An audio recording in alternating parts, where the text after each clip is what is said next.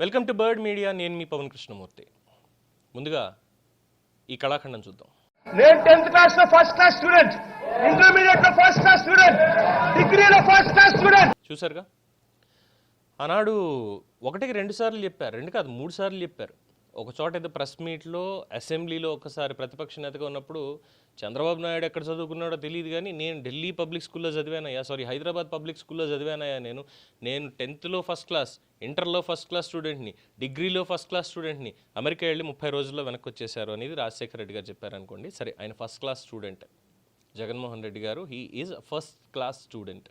So ఆ first class student ఆణిముత్యాలు ఇవాళ ఇంకొక 2 బయట. ఒకసారి ఈ 2 వీడియోలు కూడా చూడండి. రామాయణం అంతా ఇన్నాక రామునికి సీత ఏమైందని, రామునికి సీత ఏమైందని అడిగితే ఎట స్వామి, ఇంతసేపు గంట సేపు నీకు చెప్పిన సుదీర్ఘంగా నువ్వు చెప్పిన ప్రతి పాయింట్ నీకు అర్థమయ్యేట్టుగా రాష్ట్ర ప్రజలకు అందరికీ కూడా అర్థమయ్యే విధంగా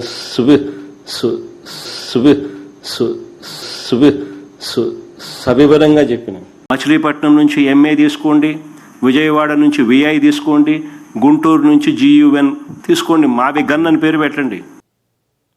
చూసారుగా, ఆయన మాట్లాడేది తమిళమో, తెలుగో, మలయాళమో, కన్నడమో, హిందీయో, గోజ్పూరియో, ఏ పూరియో అర్థం కావట్లేదు అంటూ సోషల్ మీడియాలో విపరీతమైనటువంటి ట్రోలింగ్ నడుస్తుంది.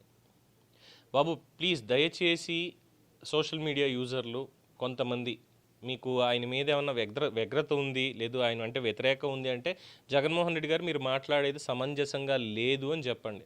అంతేగాని ఈ పేర్లు విడదీసి ఆయన చెప్పినట్టు వి గన్, ఆయన గన్ అన్నారు, GUN అంటే గన్ అవ్వదు, గుంటూరు కాబట్టి తెలుగులో చెప్పుకుంటే వి గుమ్ అవుతుంది.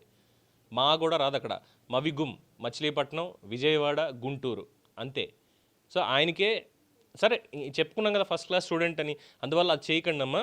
సో ఈ ఫస్ట్ క్లాస్ స్టూడెంట్ని తీసుకెళ్ళి ఇప్పుడు ఏం చేయాలి అంటే 3 విషయాలు. ఈ మవిగుం ఒకటి, తర్వాత అసెంబ్లీలో రేపొద్దున చట్టం మారుస్తారట, మళ్ళీ పార్లమెంట్ చేసిన దాన్ని అసెంబ్లీలో చట్టం మారుస్తారట, చంద్రబాబు నాయుడు గారికి తెలియదు అన్నటువంటి జ్ఞానగుళిక. ఇంకొకటి, గంటన్నర మాట్లాడిన తర్వాత రామాయణం అంతా విని రాముడికి సీత ఏమవుతుంది అన్నట్టు